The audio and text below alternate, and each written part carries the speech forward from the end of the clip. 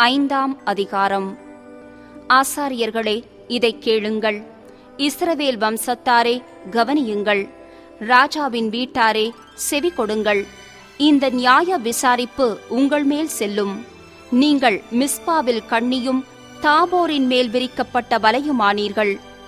நெறி தவறினவர்கள் மிகுதியும் வதை செய்கிறார்கள். அவர்கள் எல்லாரையும் நான் தண்டிப்பேன். எப்பிராயீமை நான் அறிவேன். இஸ்ரவேல் எனக்கு மறைவானதல்ல. எப்பிராயீமே, இப்போது நீ சோரம் போனாயே. இஸ்ரவேல் தீட்டுப்பட்டதே. அவர்கள் தங்கள் தேவனிடத்துக்கு திரும்புவதற்கு தங்கள் கிரியைகளை சீர்திருத்த மாட்டார்கள். வேசித்தன ஆவி அவர்கள் உள்ளத்தில் இருக்கிறது. கர்த்தரை அறியார்கள். இஸ்ரவேலின் அகந்தை அவர்கள் முகத்துக்கு முன்பாக சாட்சியிடுகிறது. ஆகையால் இஸ்ரவேலும் எப்பிராயீமும் தங்கள் அக்கிரமத்தினால் இடருண்டு விழுவார்கள். அவர்களோடே யூதாவும் இடருண்டு விழுவான். அவர்கள் கர்த்தரை தேடும்படி தங்கள் ஆடுகளோடும் தங்கள் மாடுகளோடும் போவார்கள். அவரை காண மாட்டார்கள். அவர் அவர்களை விட்டு விலகினார். கர்த்தருக்கு விரோதமாக துரோகம் பண்ணினார்கள். அந்நிய பிள்ளைகளை பெற்றார்கள். இப்போதும் ஒரு மாதத்துக்குள்ளாக அவர்கள் தங்கள் பங்குகளோடே பட்சிக்கப்படுவார்கள். கிபியாவிலே எக்காலத்தையும் ராமாவிலே பூரிகையையும் ஊதுங்கள். பெத்தாபேனிலே கதறுங்கள். பென்யமீனே, உன்னை பின்தொடர்கிறார்கள். தண்டிப்பின் நாளிலே எப்பிராயீம் பாழாவான். நிச்சயமாய் வரப்போகிறதை இஸ்ரவேலின் கோத்திரங்களுக்குள்ளே அறிவிக்கிறேன். யூதாவின் பிரபுக்கள் எல்லைகளை ஒதுக்குகிறவர்களுக்கு ஒப்பானார்கள். அவர்கள் மேல் என் உக்கிர கோபத்தை தண்ணீரைப் போல ஊற்றுவேன். எப்பிராயீம் தகாத கற்பனையை மனதார பின்பற்றி போனபடியால் அவன் ஒடுங்குண்டு நியாய விசாரணையில் நொறுக்கப்பட்டு போகிறான். நான் எப்பிராயீமுக்கு பொட்டரிப்பைப் போலவும் யூதாவின் வீட்டுக்கு உளுப்பைப் போலவும் இருப்பேன்.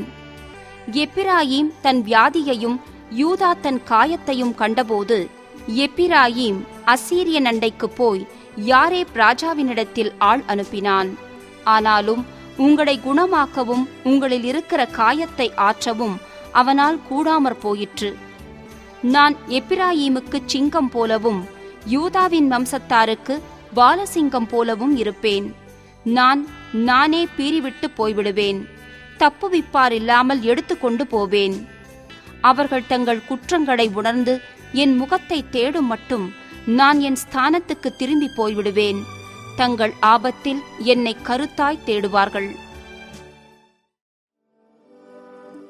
ஆறாம் அதிகாரம். கர்த்தரிடத்தில் திரும்புவோம் வாருங்கள்.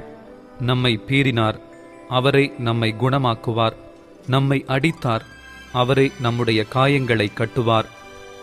2 நாளுக்குப் பின்பு அவர் நம்மை உயிர்ப்பிப்பார். 3ஆம் நாளில் நம்மை எழுப்புவார். அப்பொழுது நாம் அவருடைய சமூகத்தில் பிழைத்திருப்போம். அப்பொழுது நாம் அறிவடைந்து கர்த்தரை அறியும்படி தொடர்ந்து போவோம். அவருடைய புறப்படுதல் அருணோதயம் போல ஆயத்தமாயிருக்கிறது. அவர் மழையைப் போலவும் பூமியின் மேல் பெய்யும் முன்மாரி பின்மாரியைப் போலவும் நம்மிடத்தில் வருவார். எப்பிராயீமே, உனக்கு என்ன செய்வேன்? யூதாவே, உனக்கு என்ன செய்வேன்? உங்கள் பக்தி காலையில் காணும் மேகத்தைப் போலவும் விடியற்காலையில் தோன்றும் பனியைப் போலவும் ஒழிந்து போகிறது. ஆகையால் தீர்க்க தரிசிகளைக் கொண்டு அவர்களை வெட்டினேன். என் வாய்மொழிகளைக் கொண்டு அவர்களை அதம் பண்ணினேன். உன்மேல் வரும் தண்டனைகள் வெளிச்சத்தைப் போல் வெளிப்படும். பலியை அல்ல, இரக்கத்தையும் தகன பலிகளை பார்க்கிலும் தேவனை அறிகிற அறிவையும் விரும்புகிறேன். அவர்களோ ஆதாமைப் போல் உடன்படிக்கையை மீறி அங்கே எனக்கு விரோதமாய் துரோகம் பண்ணினார்கள். கீலேயாத் அக்கிரமம் செய்கிறவர்களின் பட்டணம், அது இரத்த காலடிகளால் மிதிக்கப்பட்டிருக்கிறது. பரிகாரரின் கூட்டங்கள் ஒருவனுக்கு காத்திருக்கிறது போல சீகேமுக்கு போகிற வழியிலே கொலை செய்கிற ஆசாரியரின் கூட்டம் காத்திருக்கிறது. தோஷமான காரியங்களையே செய்கிறார்கள். பயங்கரமான காரியத்தை இஸ்ரவேல் வம்சத்தாரில் கண்டேன். அங்கே எப்பிராயீமின் வேசித்தனம் உண்டு. இஸ்ரவேல் தீட்டுப்பட்டு போயிற்று. யூதாவே, உனக்கு ஒரு அறுப்பு காலம் நியமிக்கப்பட்டிருக்கிறது. 6ஆம் அதிகாரம். கர்த்தரிடத்தில் திரும்புவோம் வாருங்கள். நம்மை பீறினார், அவரே நம்மை குணமாக்குவார். நம்மை அடித்தார், அவரே நம்முடைய காயங்களை கட்டுவார். 2 நாளுக்குப் பின்பு அவர் நம்மை உயிர்ப்பிப்பார். 3ஆம் நாளில் நம்மை எழுப்புவார். அப்பொழுது நாம் அவருடைய சமூகத்தில் பிழைத்திருப்போம். அப்பொழுது நாம் அறிவடைந்து கர்த்தரை அறியும்படி தொடர்ந்து போவோம். அவருடைய புறப்படுதல் அருணோதயம் போல ஆயத்தமாயிருக்கிறது. அவர் மழையைப் போலவும் பூமியின் மேல் பெய்யும் முன்மாரி பின்மாரியைப் போலவும் நம்மிடத்தில் வருவார். எப்பிராயீமே, உனக்கு என்ன செய்வேன்? யூதாவே, உனக்கு என்ன செய்வேன்? உங்கள் பக்தி காலையில் காணும் மேகத்தைப் போலவும் விடியற்காலையில் தோன்றும் பனியைப் போலவும் ஒழிந்து போகிறது. ஆகையால் தீர்க்க தரிசிகளைக் கொண்டு அவர்களை வெட்டினேன். என் வாய்மொழிகளைக் கொண்டு அவர்களை அதம் பண்ணினேன். உன்மேல் வரும் தண்டனைகள் வெளிச்சத்தைப் போல் வெளிப்படும். பலியை அல்ல, இரக்கத்தையும் தகன பலிகளை பார்க்கிலும் தேவனை அறிகிற அறிவையும் விரும்புகிறேன். அவர்களோ ஆதாமைப் போல் உடன்படிக்கையை மீறி அங்கே எனக்கு விரோதமாய் துரோகம் பண்ணினார்கள். கீலேயாத் அக்கிரமம் செய்கிறவர்களின் பட்டணம், அது இரத்தக் காலடிகளால் மிதிக்கப்பட்டிருக்கிறது. பரிகாரரின் கூட்டங்கள் ஒருவனுக்கு காத்திருக்கிறது போல சீகேமுக்கு போகிற வழியிலே கொலை செய்கிற ஆசாரியரின் கூட்டம் காத்திருக்கிறது. தோஷமான காரியங்களையே செய்கிறார்கள். பயங்கரமான காரியத்தை இஸ்ரவேல் வம்சத்தாரில் கண்டேன். அங்கே எப்பிராயீமின் வேசித்தனம் உண்டு. இஸ்ரவேல் தீட்டுப்பட்டு போயிற்று. யூதாவே, உனக்கு ஒரு அறுப்பு காலம் நியமிக்கப்பட்டிருக்கிறது. 7ஆம் அதிகாரம். நான் என் ஜனத்தின் சிறையிருப்பை திருப்பும் போது, நான் இஸ்ரவேலை குணமாக்க விரும்பும் போதும், எப்பிராயீமின் அக்கிரமமும் சமாரியாவின் பொல்லாப்புகளும் வெளிப்படுத்தப்படும். அவர்கள் வஞ்சனை செய்கிறார்கள். திருடன் உள்ளே வருகிறான். வெளியே பரிகாரரின் கூட்டத்தார் கொள்ளையிடுகிறார்கள். அவர்கள் பொல்லாப்பையெல்லாம் நான் நினைவில் வைத்திருக்கிறேன் என்று அவர்கள் தங்கள் இருதயத்தில் சிந்திக்கிறதில்லை. இப்போதும் அவர்களுடைய கிரியைகள் அவர்களை சூழ்ந்து கொண்டது. அவைகள் என் முகத்துக்கு முன் இருக்கிறது. ராஜாவை தங்கள் பொல்லாப்பினாலும் அதிபதிகளை தங்கள் பொய்களினாலும் சந்தோஷப்படுத்துகிறார்கள். அவர்கள் எல்லாரும் விபச்சாரக் கள்ளர். அப்பன் சுடுகிறவன் எரிக்கும் அடுப்பைப் போல் இருக்கிறார்கள். அவன் மாவை பிசைந்தது முதல் அது உப்பிப் போகும் மட்டும் அனலை மூட்டாமல் ஓய்ந்திருக்கிறான். நம்முடைய ராஜாவின் நாளென்று சொல்லி அதிபதிகள் திராட்சரச துருத்திகளால் அவனுக்கு வியாதி உண்டாக்குகிறார்கள். சரசக்காரரோடே கூட அவன் தன் கையை நீட்டுகிறான்.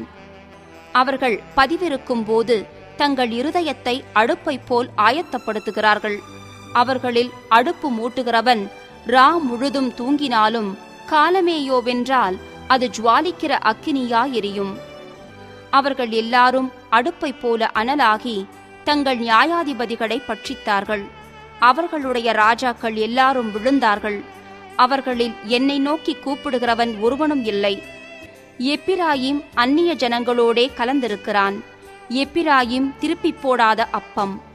அந்நியர் அவனுடைய பலத்தை தின்கிறார்கள். அவனோ அதை அறியான். நரை மயிரும் அவனில் தெளித்திருக்கிறது. அவனோ அதை அறியாதிருக்கிறான்.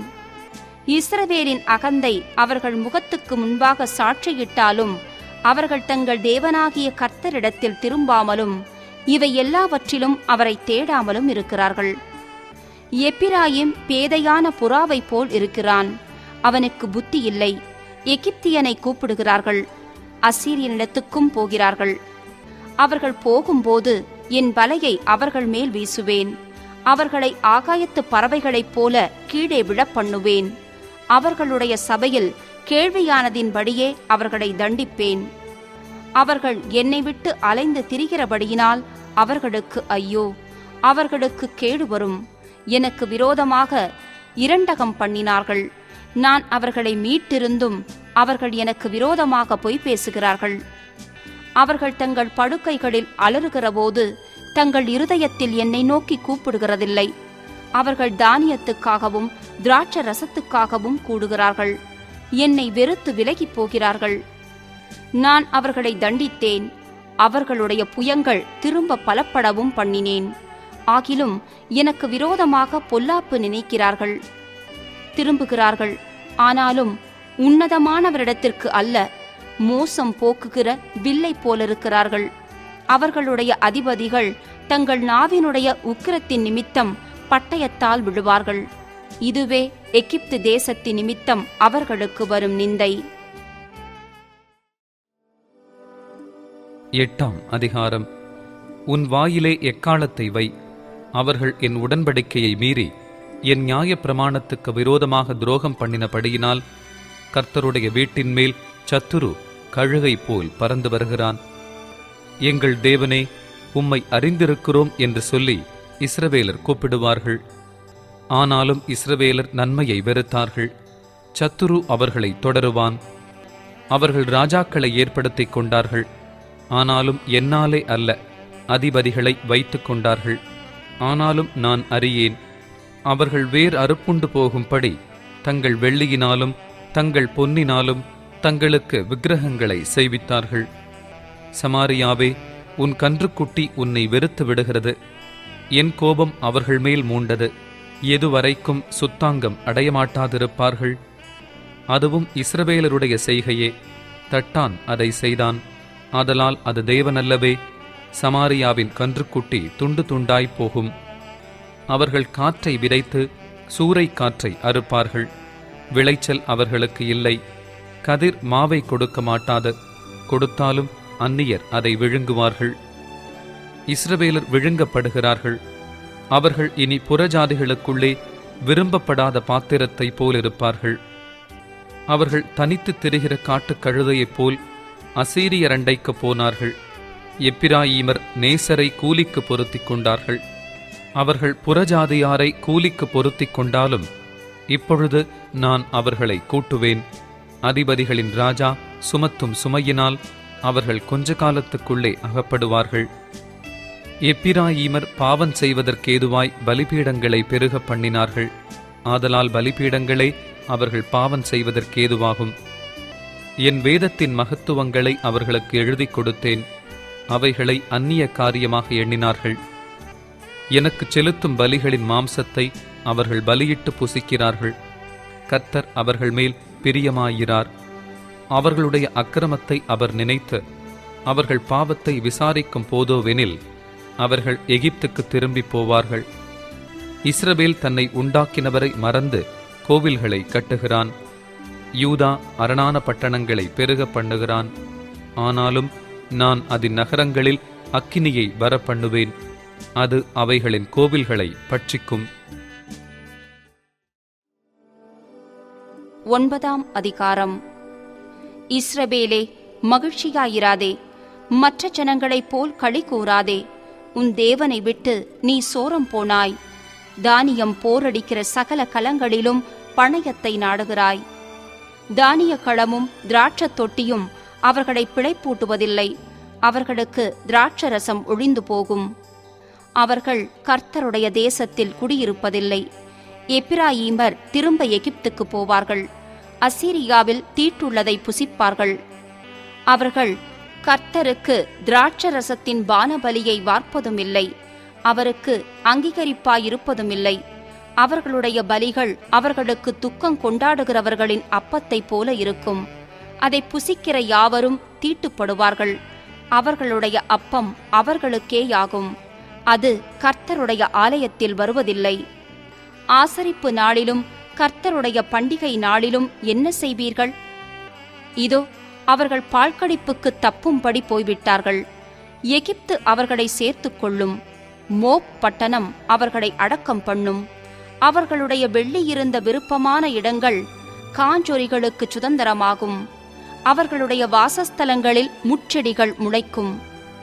விசாரிப்பின் நாட்கள் வரும், நீதி சரிக்கட்டும் நாட்கள் வரும் என்பதை இஸ்ரவேலர் அறிந்து கொள்வார்கள்.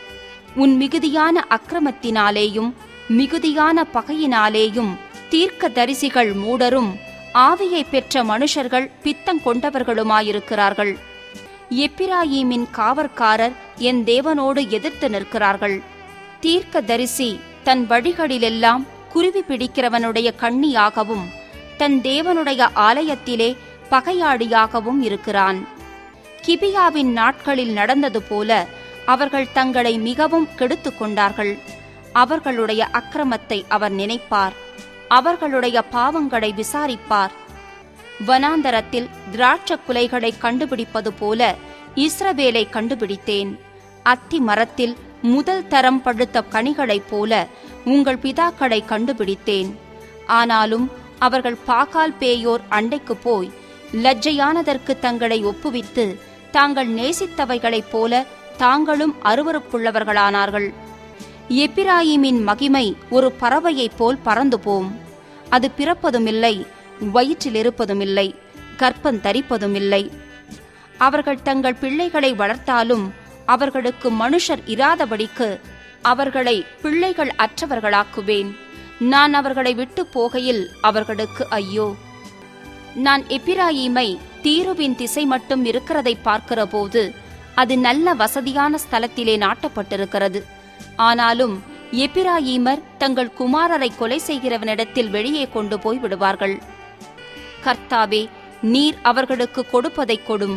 அவர்களுக்கு விழுந்து போகிற கற்பத்தையும் பாலற்ற முலைகளையும் கொடும். அவர்களுடைய பொல்லாப்பெல்லாம் கில்காலிலே நடக்கும். அங்கே நான் அவர்களை வெறுத்தேன். அவர்களுடைய பொல்லாப்பி நிமித்தம் அவர்களை நான் என் சமூகத்தை விட்டு துரத்துவேன். இனி அவர்களை நேசிக்க மாட்டேன். அவர்களுடைய அதிபதிகள் எல்லாரும் துரோகிகள். எப்பிராயீமர் வெட்டுண்டு போனார்கள். அவர்கள் வேர் உலர்ந்து போயிற்று. கனி கொடுக்க மாட்டார்கள்.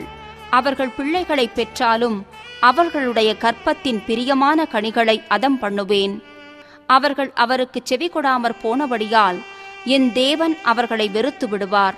அவர்கள் அந்நிய ஜாதிகளுக்குள்ளே அலைந்து திரிவார்கள். 10ஆம் அதிகாரம். இஸ்ரவேல் பலனற்ற திராட்சச் செடி, அது தனக்குத்தானே கனி கொடுக்கிறது. அவன் தன் கனியின் திரளுக்கு சரியாய் பலிபீடங்களை திரளாக்குகிறான். தங்கள் தேசத்தின் செழிப்புக்கு சரியாய் சிறப்பான சிலைகளை செய்கிறார்கள். அவர்கள் இருதயம் பிரிக்கப்பட்டிருக்கிறது. இப்போதும் குற்றம் சுமத்தப்படுவார்கள். அவர்கள் பலிபீடங்களை இடித்து அவர்கள் சிலைகளை நாசமாக்குவார். நாம் கர்த்தருக்கு பயப்படாமற் போனபடியினால் நமக்கு ராஜா இல்லை. ராஜா இருந்தாலும் நமக்காக என்ன செய்வான் என்று இனி சொல்லுவார்கள். பொய்யாணையிடுகிற வார்த்தைகளை சொல்லி உடன்படிக்கை பண்ணிக்கொண்டார்கள். ஆகையால் வயல்வெளியின் படைசால்களில் விஷப்பூண்டுகளைப் போல நியாயத்தீர்ப்பு முளைக்கும். சமாரியாவின் குடிகள் பெத்தாவேனிலுள்ள கன்றுக்குட்டியின் நிமித்தம் பயமடைவார்கள். அதற்காக களி கூர்ந்த அதன் ஜனமும் அதன் பூசாசாரிகளும் அதன் மகிமை அதை விட்டு நீங்கி போயிற்றென்று அதற்காக துக்கம் கொண்டாடுவார்கள். அதுவும் அசீரியாவிலே யாரேப் ராஜாவுக்கு காணிக்கையாக கொண்டு போகப்படும். எப்பிராயீம் லட்சையடைவான். இஸ்ரவேல் தன் ஆலோசனையினாலே வெட்கப்படுவான். சமாரியாவின் ராஜா தண்ணீரின் மேல் இருக்கிற நுரையைப் போல் அழிந்து போவான். இஸ்ரவேலுடைய பாவமாகிய ஆவேனின் மேடைகள் அழிக்கப்படும். முட்செடிகளும் முட்பூண்டுகளும் அவர்கள் பலிபீடங்களின் மேல் முளைக்கும். பர்வதங்களை பார்த்து எங்களை மூடுங்கள் என்றும் குன்றுகளை பார்த்து எங்கள் மேல் விழுங்கள் என்றும் சொல்லுவார்கள். இஸ்ரவேலே, நீ கிபியாவின் நாட்கள் முதல் பாவம் செய்து வந்தாய். கிபியாவிலே அக்கிரமக்காரர் மேல் வந்த யுத்தம் தங்களை கிட்டுவதில்லை என்று அந்த நிலையிலே நிற்கிறார்கள். நான் அவர்களை தண்டிக்க விரும்புகிறேன். அவர்கள் செய்த 2 வித பாவங்கள் நிமித்தம் கட்டப்படும் போது ஜனங்கள் அவர்களுக்கு விரோதமாய் கூடுவார்கள். எப்பிராயீம் நன்றாய் பழக்கப்பட்டு போரடிக்க விரும்புகிற கடாரியாயிருக்கிறான். ஆனாலும் நான் அவன் அழகான கழுத்தின் மேல் நுகத்தடியை வைப்பேன். எப்பிராயீமை ஏர்பூட்டி ஓட்டுவேன். யூதா உழுவான். யாக்கோபு அவனுக்கு பரம்படிப்பான். நீங்கள் நீதிக்கென்று விதை விதையுங்கள். தயவு கொத்ததாய் அறுப்பு அருங்கள். உங்கள் தரிசு நிலத்தை பண்படுத்துங்கள். கர்த்தர் வந்து உங்கள் மேல் நீதியை வருஷிக்க பண்ணுமட்டும் அவரை தேட காலமாயிருக்கிறது. அநியாயத்தை உழுதீர்கள். தீவினையை அறுத்தீர்கள். பொய்யின் கனிகளை புசித்தீர்கள். உங்கள் வழியையும் உங்கள் பராக்கிரமசாலிகளின் திரளையும் நம்பினீர்கள். ஆகையால் உங்கள் ஜனங்களுக்குள் அமளி எழும்பும். பிள்ளைகளின் மேல் தாய் மோதியடிக்கப்பட்ட யுத்த நாளிலே பெத்தார்பேலை சல்மான் அழித்தது போல உங்கள் எல்லா அரண்களும் அழிக்கப்படும். உங்கள் கொடிய பொல்லாப்பினால் பெத்தேல் இப்படிப்பட்டதை உங்களுக்குச் செய்யும். அதிகாலமே இஸ்ரவேலின் ராஜா முற்றிலும் சங்கரிக்கப்படுவான். 11ஆம் அதிகாரம். இஸ்ரவேல் இளைஞனாயிருந்தபோது நான் அவனை நேசித்தேன். எகிப்திலிருந்து என்னுடைய குமாரனை வரவழைத்தேன். அவர்கள் தங்களை அடைக்கிறவர்களின் முகத்துக்கு விலகிப் போய்விட்டார்கள். பாகால்களுக்கு பலியிட்டு விக்கிரகங்களுக்கு தூபம் காட்டினார்கள். நான் எப்பிராயீமை கைப்பிடித்து நடக்கப் பழக்கினேன். ஆனாலும் நான் தங்களை குணமாக்குகிறவரென்று அறியாமற் போனார்கள். மனுஷரை கட்டி இழுக்கிற அன்பின் கயிறுகளால் நான் அவர்களை இழுத்தேன். அவர்கள் கழுத்துகளின் மேலிருந்த நுகத்தடியை எடுத்துப் போடுகிறவரைப் போல் இருந்து அவர்கள் பட்சம் சாய்ந்து அவர்களுக்கு ஆகாரம் கொடுத்தேன். மனம் திரும்ப மாட்டோம் என்றதினால் அவர்கள் எகிப்து தேசத்துக்கு திரும்பி போவதில்லை. அசீரியன் அவர்களுக்கு ராஜா. ஆகையால் அவர்களுடைய ஆலோசனைகளின் நிமித்தம் பட்டயம் அவர்கள் பட்டணங்களுக்குள் பாய்ந்து அவர்கள் தாழ்பாள்களை நிர்மூலம் பண்ணி அவர்களை பட்சிக்கும். என் ஜனங்கள் என்னை விட்டு விலகுகிற மாறுபாட்டை பற்றி கொண்டிருக்கிறார்கள். அவர்களை உன்னதமானவரிடத்தில் வரவழைத்தாலும் ஒருவனும் எழும்புகிறதில்லை. எப்பிராயீமே, நான் உன்னை எப்படி கைவிடுவேன்? இஸ்ரவேலே, நான் உன்னை எப்படி ஒப்புக் கொடுப்பேன்? நான் உன்னை எப்படி அத்மாவை போலாக்குவேன்? உன்னை எப்படி செபோயீமை போல வைப்பேன்? என் இருதயம் எனக்குள் குழம்புகிறது. என் பரிதாபங்கள் ஏகமாய் பொங்குகிறது. என் உக்கிர கோபத்தின்படியே செய்ய மாட்டேன். எப்பிராயீமை அழிக்கும்படி திரும்ப மாட்டேன். ஏனென்றால் நான் மனுஷனல்ல, தேவனாயிருக்கிறேன். நான் உன் நடுவிலுள்ள பரிசுத்தர். ஆகையால் பட்டணத்துக்கு விரோதமாக வரேன். அவர்கள் கர்த்தரை பின்பற்றுவார்கள். அவர் சிங்கத்தைப் போல் கெர்ச்சிப்பார். அவர் கெர்ச்சிக்கும் போது அவர்கள் சந்ததியார் மேற்கு திசையிலிருந்து நடுங்கி வருவார்கள். எகிப்திலிருந்து குருவிகளைப் போலவும் அசீரியா தேசத்திலிருந்து புறாக்களைப் போலவும் பயந்து வருவார்கள். அப்பொழுது அவர்களை அவர்கள் வீடுகளில் குடியிருக்க பண்ணுவேன் என்று கர்த்தர் சொல்லுகிறார். எப்பிராயீமர் பொய்களினாலும் இஸ்ரவேல் வம்சத்தார் வஞ்சகத்தினாலும் என்னை சூழ்ந்து கொண்டிருக்கிறார்கள். யூதாவோவெனில் இன்னும் தேவனோடே அரசாண்டு பரிசுத்தவான்களோடே உண்மையாயிருக்கிறான். 12ஆம் அதிகாரம். எப்பிராயீம் காற்றை மேய்ந்து கொண்டற்காற்றை பின்தொடருகிறான். அவன் நாள்தோறும் பொய்யையும் கேட்டையும் வர்த்திக்க பண்ணி அசீரியரோடே உடன்படிக்கை பண்ணுகிறான். எகிப்துக்கு எண்ணெய் கொண்டு போகப்படுகிறது. யூதாவோடும் கர்த்தருக்கு வழக்கு இருக்கிறது. அவர் யாக்கோபை அவன் வழிகளுக்கு தக்கதாக விசாரிக்கப் போகிறார். அவன் கிரியைகளுக்கு தக்கதாக அவனுக்கு நீதியை சரி கட்டுவார். அவன் தாயின் கர்ப்பத்திலே தன் சகோதரனுடைய குதிகாலை பிடித்தான். தன் பெலத்தினால் தேவனோடே போராடினான். அவன் தூதனானவரோடே போராடி மேற்கொண்டான். அழுது அவரை நோக்கி கெஞ்சினான். பெத்தேலிலே அவர் அவனை கண்டு சந்தித்து அவ்விடத்திலும் நம்மோடே பேசினார். கர்த்தராகி அவர் சேனைகளின் தேவன், யெகோவா என்பது அவருடைய நாம சங்கீர்த்தனம். இப்போதும் நீ உன் தேவனிடத்தில் திரும்பு. தயவையும் நியாயத்தையும் கைக்கொண்டு இடைவிடாமல் உன் தேவனை நம்பிக்கொண்டிரு. அவன் வியாபாரி, கள்ளத்தராசு அவன் கையில் இருக்கிறது. அநியாயம் செய்ய விரும்புகிறான். எப்பிராயீம், நான் ஐஸ்வர்யவானானேன், நான் பொருளை சம்பாதித்தேன், நான் பிரயாசப்பட்டு தேடின எல்லாவற்றிலும் பாவமாகிய அக்கிரமம் என்னிடத்தில் கண்டுபிடிக்கப்படுவதில்லை என்று சொல்லுகிறான். உன்னை எகிப்து தேசத்திலிருந்து அழைத்து வந்தது முதற்கொண்டு உன் தேவனாகிய கர்த்தராயிருக்கிற நான் பண்டிகை நாட்களில் செய்யப்படுகிறது போல் திரும்பவும் உன்னை கூடாரங்களில் தாபரிக்க பண்ணுவேன். அப்படியே தீர்க்க தரிசிகளோடே சொன்னேன். நான் அநேகம் தரிசனங்களை அருளினேன். தீர்க்க தரிசிகளைக் கொண்டு உவமைகளால் பேசினேன். கீலேயாத் அக்கிரமஸ்தலமோ? ஆம், அவர்கள் அபத்தரானார்கள். கில்காலிலே காளைகளை பலியிடுகிறார்கள். அவர்களுடைய பீடங்கள் வயல் வரப்புகளில் இருக்கிற கற்குவியல்களைப் போலிருக்கிறது. யாக்கோபு சீரியா தேசத்துக்கு ஓடிப்போய் இஸ்ரவேல் ஒரு பெண்ணுக்காக ஊழியம் செய்து ஒரு பெண்ணுக்காக ஆடு மேய்த்தான். கர்த்தர் ஒரு தீர்க்க தரிசியைக் கொண்டு இஸ்ரவேலை எகிப்திலிருந்து புறப்பட பண்ணினார். தீர்க்க தரிசியினால் காக்கப்பட்டான். எப்பிராயீமோ அவரை மிகவும் கோபப்படுத்தினான். ஆகையால் அவனுடைய ஆண்டவர் அவனுடைய இரத்தப் பழிகளை அவன்மேல் சுமத்தி அவன் செய்த நிந்தையை அவன்மேல் திருப்புவார்.